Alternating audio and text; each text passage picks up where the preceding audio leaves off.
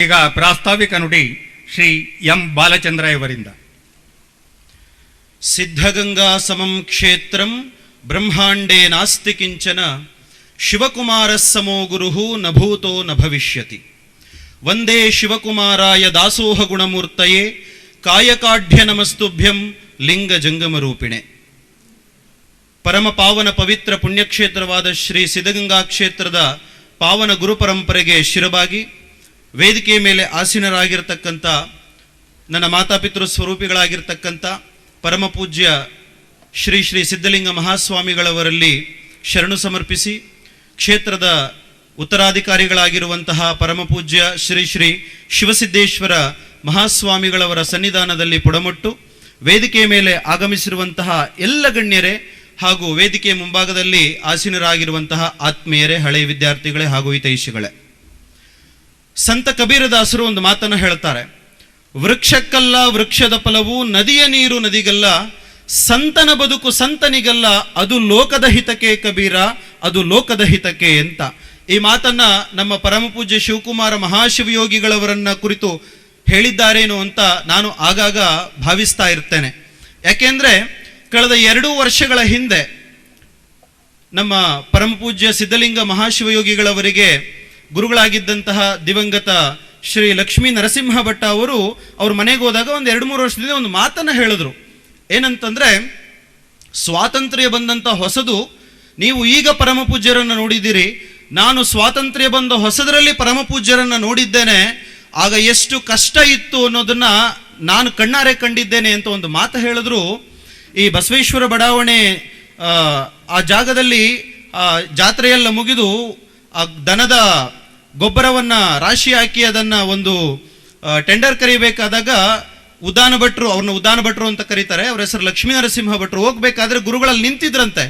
3 ಗಂಟೆ ಸಮಯ ಮಾತಾಡ್ಸ್ಕೊಂಡು ಹೋಗೋಣ ಅಂತ ಗುರುಗಳನ್ನ ಅಲ್ಲಿ ಹೋದ್ರೆ ಒಬ್ರು ಕ್ಯಾತ್ಸಂದ್ರದವರು ಒಬ್ಬ ಮುಸಲ್ಮಾನ ಬಂದು ಕೇಳಿದ್ರಂತೆ, ಬುದ್ಧಿ ಇದನ್ನ ನನಗೆ ಕೊಟ್ಬಿಡಿ, ನಾನು ತಗೊಂಡು ಹೋಗ್ತೀನಿ ಅಂತ. ಬುದ್ಧಿಯವರು ಹೇಳಿದ್ರಂತೆ, ಇಲ್ಲಪ್ಪ, ಯಾರು ದುಡ್ಡು ಕೊಟ್ಟು ತಗೊಂಡು ಹೋಗ್ತಾರೋ ಅವ್ರು ಈಗಲೇ ತಗೊಂಡು ಹೋಗಿ ಅಂತ ಹೇಳಿದ್ರಂತೆ. ಅದಕ್ಕೆ ಆತ, ಇಲ್ಲ ಸ್ವಾಮೀಜಿ, ನಾನು ಪ್ರತಿ ವರ್ಷ ತಗೊಳ್ತೀನಲ್ಲ, ನನಗೆ ಕೊಡಿ, ನಾನು 2 ದಿನ ಬಿಟ್ಟು ದುಡ್ಡು ಕೊಡ್ತೀನಿ ಅಂದಾಗ, ನೀನು ದುಡ್ಡು ಕೊಡ್ತೀಯೋ ಬಿಡ್ತೀಯೋ ಅನ್ನೋದಕ್ಕಲ್ಲ, ಜಾತ್ರೆ ನಡೀತಾ ಇದೆ, ಇನ್ನೊಂದು 2 ದಿನದಲ್ಲಿ ಜಾತ್ರೆ ಮುಗಿಲಿದೆ, ರೇಷನ್ ಇಲ್ಲ ಕಣಪ್ಪ, ರೇಷನ್ ತರಬೇಕು, ದುಡ್ಡು ಕೊಟ್ಬಿಟ್ಟು ಯಾರಾದರೂ ತಗೊಂಡೋಗಿ ಅಂತ ಹೇಳಿದ್ರಂತೆ. ಅದನ್ನ ಘಟನೆಯನ್ನು ನೆನಪಿಸಿಕೊಂಡು ಲಕ್ಷ್ಮೀ ನರಸಿಂಹ ಭಟ್ರು ಸುಮಾರು 10 ನಿಮಿಷಗಳ ಕಾಲ ಪೂಜ್ಯರ ಕಷ್ಟವನ್ನ ಎಳೆಯಾಗಿ ಹೇಳಿದ್ರು. ನಿಜವಾಗಿಯೂ ಆತ್ಮೀಯರೇ, ದೇಶಕ್ಕೆ ಸ್ವಾತಂತ್ರ್ಯ ಬಂದು ಹೊಸದರಲ್ಲಿ ಅವರೇ ಹೇಳಿದಂತ ಮಾತು, ಬರಗಾಲ ದೇಶಕ್ಕೆ ಆವರಿಸಿಕೊಂಡಿತ್ತಂತೆ ಬ್ರಿಟಿಷರು ಅಧಿಕಾರ ಹಸ್ತಾಂತರ ಮಾಡಿ ಹೋದ ಮೇಲೆ. ಯಾವ ರೀತಿಯ ಬರಗಾಲ ಅಂದ್ರೆ, ಉದಾನ ಭಟ್ರು ಹೇಳ್ತಿದ್ರು, ಅನ್ನಕ್ಕೂ ಬರಗಾಲ, ಆಶ್ರಯಕ್ಕೂ ಬರಗಾಲ, ವಿದ್ಯೆಗೂ ಬರಗಾಲ, ಅನ್ನ, ಅರಿವು, ಆಶ್ರಯ ಹಾಗೂ ಅಭಯ, ನಾನಿದ್ದೇನೆ ಅನ್ನೋ ಅಭಯಕ್ಕೂ ಕೂಡ ಬರಗಾಲ ಇತ್ತು. ಅಂತ ಸಂದರ್ಭದಲ್ಲಿ ಶಿವಕುಮಾರ ಸ್ವಾಮೀಜಿಯವರು ಶ್ರೀಮಠದ ಅಧ್ಯಕ್ಷರಾಗಿದ್ದರು. ಆದರೆ ಅವರಿಗೆ ಇಂಗ್ಲಿಷ್ನಲ್ಲಿ ತುಂಬಾ ನಾಲೆಡ್ಜ್ ಇತ್ತು. ಅವರ ಮನಸ್ಸು ಮಾಡಿದ್ದಿದ್ರೆ, ಆಂಗ್ಲ ಭಾಷೆಯಲ್ಲಿ ವಿದೇಶಿಗಳಿಗೆ ಹೋಗಿ ಉಪನ್ಯಾಸವನ್ನೇನಾದರೂ ಮಾಡಿದ್ದೇ ಆಗಿದ್ದಿದ್ರೆ, ಸಾಕ್ರಟೀಸ್, ಪ್ಲೇಟೋ, ಅರಿಸ್ಟಾಟಲ್, ಸ್ವಾಮಿ ವಿವೇಕಾನಂದರಂತಹ ಅತಿ ದೊಡ್ಡ ದಾರ್ಶನಿಕರನ್ನ ಪ್ರಚಾರ ಆಗ್ತಿದ್ರು, ದಾರ್ಶನಿಕರಾಗ್ತಿದ್ರು. ಆದರೆ ಬುದ್ಧಿಯವರಿಗೆ ಒಂದು ಕಡೆ ತಾವು ವೈಯಕ್ತಿಕವಾಗಿ ಬೆಳೀತಕ್ಕಂಥದ್ದು, ಇನ್ನೊಂದು ಕಡೆ ಸ್ವಾತಂತ್ರ್ಯ ಬಂದು ಲಕ್ಷಾಂತರ ಜನ ಮಕ್ಕಳು, ಸಾವಿರಾರು ಜನ ಕನ್ನಡ ನಾಡಿನ ಮಕ್ಕಳು ಅನ್ನ, ಅರಿವು, ಆಶ್ರಯ ಇಲ್ಲದೆ ತಂದೆ ತಾಯಿಗಳನ್ನು ಕಳ್ಕೊಂಡು ನನ್ನಂಥವರು ಬೀದಿಗಳಲ್ಲಿ ಆಶ್ರಯ ಯಾರು ಕೊಡ್ತಾರೆ ಅಂತ ಆಕಾಶ ಕಡೆ ದೇವರನ್ನ ಪ್ರಾರ್ಥಿಸಬೇಕಾದ್ರೆ, ಶಿವಕುಮಾರ ಮಹಾಶಿವಯೋಗಿಗಳು, ನಾನು ಆ ಮಟ್ಟಕ್ಕೆ ಬೆಳೆದೇ ಹೋದ್ರೂ ಪರವಾಗಿಲ್ಲ, ನನಗೆ ನನ್ನ ವೈಯಕ್ತಿಕ ಬೆಳವಣಿಗೆಗಿಂತ ಈ ಅನಾಥ ಮಕ್ಕಳ, ಬಡ ಮಕ್ಕಳ ಆಶ್ರಯ ಕೊಟ್ಟು ಅವ್ರನ್ನ ಬೆಳೆಸೋದೇ ಮುಖ್ಯ ಅಂತ ಪರಮ ಪೂಜ್ಯರು ಆ ಸಮಾಜ ಸೇವೆಯನ್ನ, ಬಡ ಮಕ್ಕಳ ಆಶ್ರಯ ಕೊಡೋ ಒಂದು ಕೆಲಸವನ್ನ ಕೈಗೆತ್ಕೊಂಡ್ರು.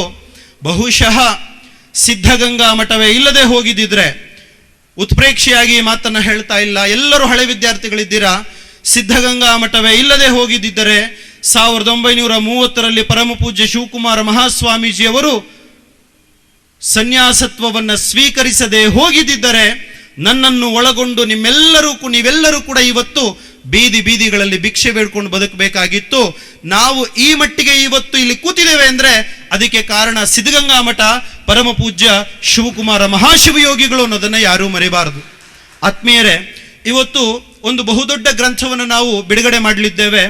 ಪದ್ಮಭೂಷಣ ಡಾಕ್ಟರ್ ಶ್ರೀ ಶ್ರೀ ಶ್ರೀ ಶಿವಕುಮಾರ ಮಹಾಸ್ವಾಮಿಗಳು ಅಂತ ಕೃತಿಯ ಹೆಸರು. ಹಿರಿಯ ಜಾನಪದ ವಿದ್ವಾಂಸರಾದ ಸಿದ್ಧಗಂಗಪ್ಪನವರು ಆ ಕೃತಿಯನ್ನು ರಚಿಸಿದ್ದಾರೆ. ಆ ಕೃತಿಯನ್ನ ಬಿಡುಗಡೆ ಮಾಡಲಿಕ್ಕೆ ಗೋರು ಚನ್ನಬಸಪ್ಪನವರು ಬಂದಿದ್ದಾರೆ. ಅವರ ಬಗ್ಗೆ ಒಂದೇ ಮಾತಲ್ಲಿ ಹೇಳೋದಾದ್ರೆ, ವಯಸ್ಸು ಮತ್ತೆ ಮನಸ್ಸು ಎರಡೂ ಮಾಗಿದಂತಹ ವ್ಯಕ್ತಿತ್ವ ಗೋರು ಚನ್ನಬಸಪ್ಪನವರದು. ಅವರು ಕೂಡ ಬಂದಿದ್ದಾರೆ.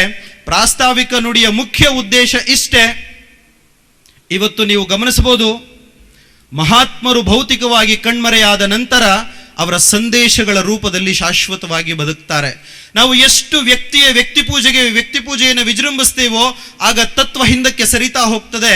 ವಿವೇಕಾನಂದರಿರ್ಬೋದು, ರಾಮಕೃಷ್ಣ ಪರಮಹಂಸರಿರ್ಬೋದು, ಯಾರೇ ದಾರ್ಶನಿಕರಾಗಿರ್ಬೋದು, ಅವರು ಭೌತಿಕವಾಗಿ ಜಗತ್ತಿನಿಂದ ಕಣ್ಮರೆಯಾದ ನಂತರ ಅವರ ಜೀವನ ಸಾಧನೆ ಸಂದೇಶಗಳ ಮೂಲಕ ಅವರು ಲಕ್ಷಾಂತರ ವರ್ಷಗಳ ಕಾಲ ನಮ್ಮೊಡನಿರ್ತಾನೆ, ಬದುಕ್ತಾರೆ.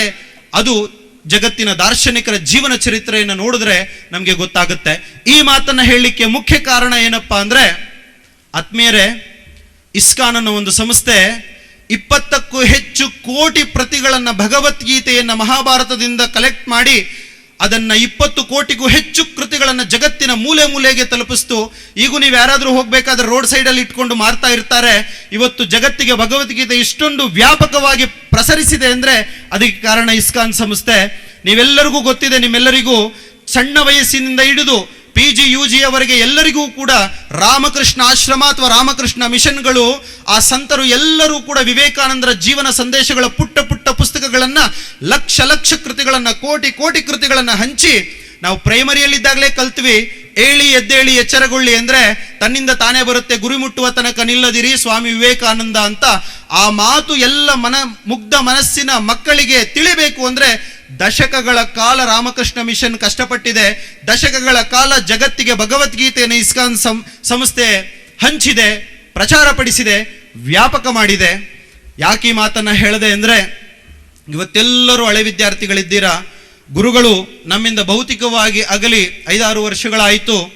ನಾವು ಇನ್ನು ಮುಂದಿನ ದಿನಗಳಲ್ಲಿ ಪರಮ ಪೂಜ್ಯ ಶಿವಕುಮಾರ ಮಹಾಶಿವಯೋಗಿಗಳ ಜೀವನ ಸಾಧನೆ ಸಂದೇಶಗಳನ್ನು ಒಳಗೊಂಡ ಕೃತಿಗಳನ್ನ, ಲಕ್ಷ ಕೃತಿಗಳನ್ನ, ಹೇಗೆ ಭಗವದ್ಗೀತೆ ಮತ್ತು ವಿವೇಕಾನಂದರ ಜೀವನ ಸಂದೇಶಗಳು ಜಗತ್ತಿನ ಮೂಲೆ ಮೂಲೆಗೂ ತಲುಪಿತೋ, ಶಿವಕುಮಾರ ಮಹಾಶಿವಯೋಗಿಗಳ ಜೀವನ ಸಾಧನೆ ಸಂದೇಶಗಳನ್ನ ಜಗತ್ತಿನ ಮೂಲೆ ಮೂಲೆಗೆ, ಭೂಮಂಡಲದ ಕೊನೆಯ ಪರಿಧಿಯವರೆಗೆ ನಾವೆಲ್ಲರೂ ತಲುಪಿಸಬೇಕು ಅನ್ನೋ ಒಂದು ಸಂಕಲ್ಪವನ್ನು ನಾವು ಮಾಡಿದ್ವಿ.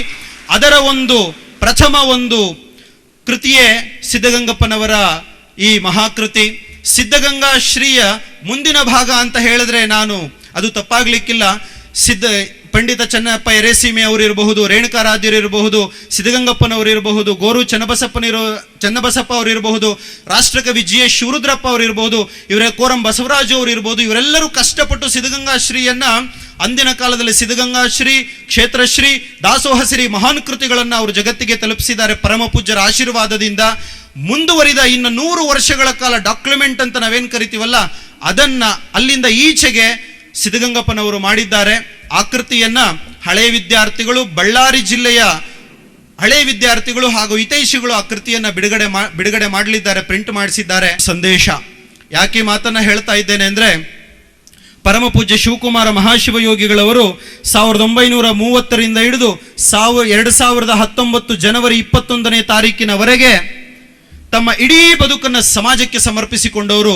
ತಮ್ಮ ಬಿಡುವಿಲ್ಲದ ಕಾರ್ಯಕ್ರಮಗಳ ಮಧ್ಯದಲ್ಲಿಯೂ ಕೂಡ ಅವರು ಉಪನ್ಯಾಸಗಳಿಗೆ ಹೋಗ್ತಾ ಇದ್ರು. ಉಪನ್ಯಾಸಗಳಲ್ಲಿ ಅವರು ಅದ್ಭುತವಾದ ಸಂದೇಶಗಳನ್ನು ನೀಡ್ತಾ ಇದ್ರು. ಕಥೆಗಳಿರ್ಬೋದು, ಭಾಷಣಗಳಿರ್ಬೋದು, ಎಲ್ಲವನ್ನೂ ಕೂಡ ಅವರೇ ಮೊದಲಾಗಿ ಎಲ್ಲರೂ ಕೂಡ ಅದನ್ನು ಸಂಗ್ರಹಿಸಿದ್ದಾರೆ. ಅವರು ಮಾಡಿರ್ತಕ್ಕಂಥ ಆ ಸಂಗ್ರಹವನ್ನ ಶಿವಕುಮಾರಸ್ವಾಮಿ, ಶಿವಕುಮಾರಸ್ವಾಮಿ ಅವರು, ವಿದ್ವಾನ್ ಕೋರಂ ಬಸವರಾಜು ಅವರು, ಪಂಡಿತ ಎರೆಸೀಮೆ ಚೆನ್ನಪ್ಪ ಅವರು, ಹಾಗೆ ಗೋರು ಚನ್ನಬಸಪ್ಪ ಅವರು, ಸಿದ್ಧಲಿಂಗಪ್ಪ ಅವರು, ಅನೇಕ ವಿದ್ವಾಂಸರು, ಹಿರಿಯ ವಿದ್ವಾಂಸರು ಅದನ್ನು ಬೃಹತ್ ಗ್ರಂಥದಲ್ಲಿ ಹಿಡಿದಿಟ್ಟಿದ್ದಾರೆ. ಆ ಎಲ್ಲ ಸಂಗ್ರಹ ಮಾಡಿ ಮೊದಲ ಭಾಗದಲ್ಲಿ ಶ್ರೀ ಶಿವಕುಮಾರವಾಣಿ ಭಾಗ 1, ಭಾಗ 2, ಭಾಗ 3, ಭಾಗ 4 ಅಂತ ಆ 4 ಕೃತಿಗಳನ್ನ ಏಪ್ರಿಲ್ 1ನೇ ತಾರೀಕು ಪರಮಪೂಜ್ಯ ಸಿದ್ಧಲಿಂಗ ಮಹಾಶಿವಯೋಗಿಗಳವರ ಅಮೃತ ಹಸ್ತಗಳಿಂದ ಬಿಡುಗಡೆ ಮಾಡಿ ಸಮಾಜಕ್ಕೆ ಸಮರ್ಪಿಸಲಾಯಿತು. ಇದೇ ಜುಲೈ ಕೊನೆಯ ವಾರದಲ್ಲಿ ಪರಮ ಪೂಜ್ಯರು ತಮ್ಮ ಉಪನ್ಯಾಸಗಳಲ್ಲಿ ಹೇಳುತ್ತಿದ್ದಂತಹ 4 ಕಥೆಗಳ ಸಂಪುಟಗಳು ಪರಮ ಪೂಜ್ಯರ ಒಂದು ಜನ್ಮದಿನಕ್ಕೆ ಅವರಿಗೆ ನಾನು ಅರ್ಪಣೆ ಮಾಡಿ ಬಿಡುಗಡೆ ಮಾಡಲಿದ್ದೇನೆ.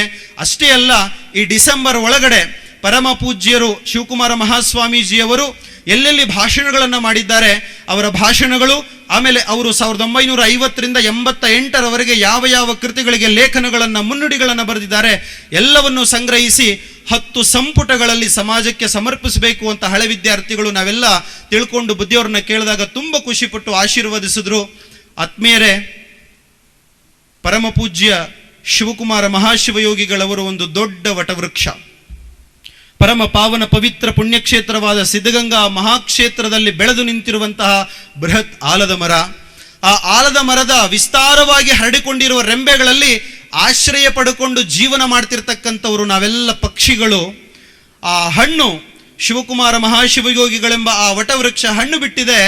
ಆ ಹಣ್ಣು ಹೇಗಪ್ಪ ಅಂದರೆ ಮನುಷ್ಯನನ್ನ ಅಜ್ಞಾನದಿಂದ ಜ್ಞಾನದ ಕಡೆಗೆ ಕೊಂಡೊಯ್ಯುವಂತಹ ಆ ಸಂದೇಶಗಳು, ಸಂದೇಶ ರೂಪದ ಹಣ್ಣುಗಳು ಬಿಟ್ಟಿದ್ದಾವೆ.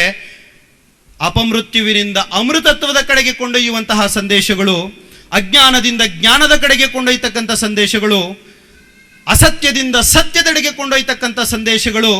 ಆ ಸಂದೇಶಗಳೆಂಬ ಹಣ್ಣುಗಳನ್ನು ಪಕ್ಷಿಗಳಾದ ನಾವು ಆಶ್ರಯ ಪಡ್ಕೊಂಡಿರ್ತಕ್ಕಂಥ ನಾವು ಮುಂದಿನ ದಿನಗಳಲ್ಲಿ ಜಗತ್ತಿನ ಮೂಲೆ ಮೂಲೆಗೂ ಸಹ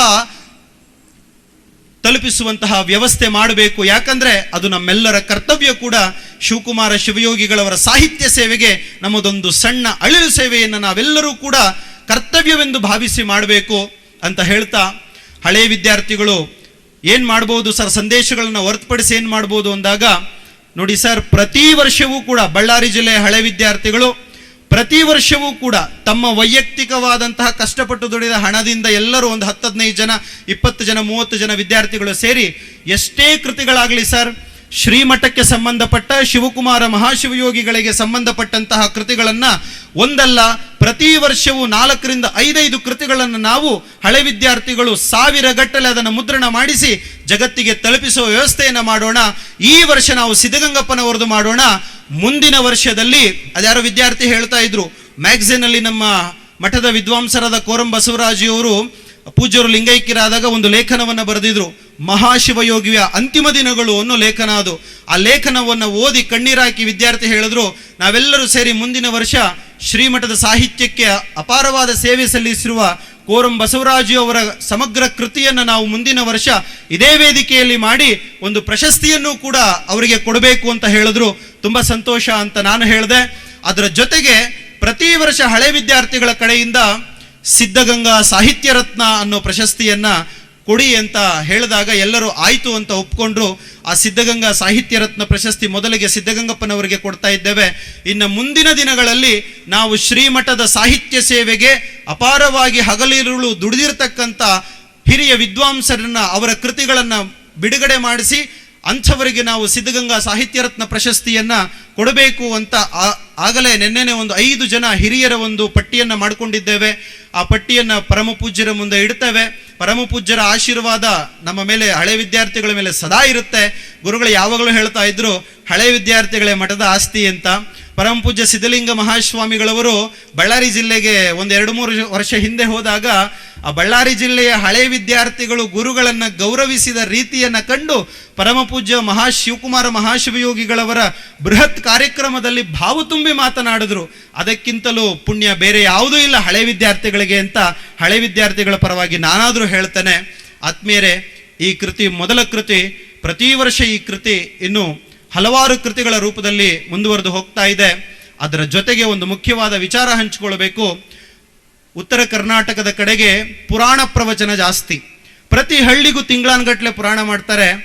ಏನಾದರೂ ಮಾಡಿಸಿ ಶಿವಕುಮಾರ ಮಹಾಸ್ವಾಮೀಜಿ ಅವ್ರದ್ದೊಂದು ಪುರಾಣ ಬರೆಸಬೇಕಲ್ಲ ಅಂತ ಯೋಚನೆ ಮಾಡಿದಾಗ ಹಳೆಯ ವಿದ್ಯಾರ್ಥಿಗಳೇ ಸೇರಿ ಶರಭಯ್ಯ ಶಾಸ್ತ್ರಿಗಳು ಅನ್ನೋ ಒಬ್ಬರು ಹಿರಿಯ ವಿದ್ವಾಂಸರು 21 ಜನ ಶಿವಯೋಗಿಗಳ ಒಂದು ಪುರಾಣವನ್ನು ಬರೆದಿದ್ದಾರೆ.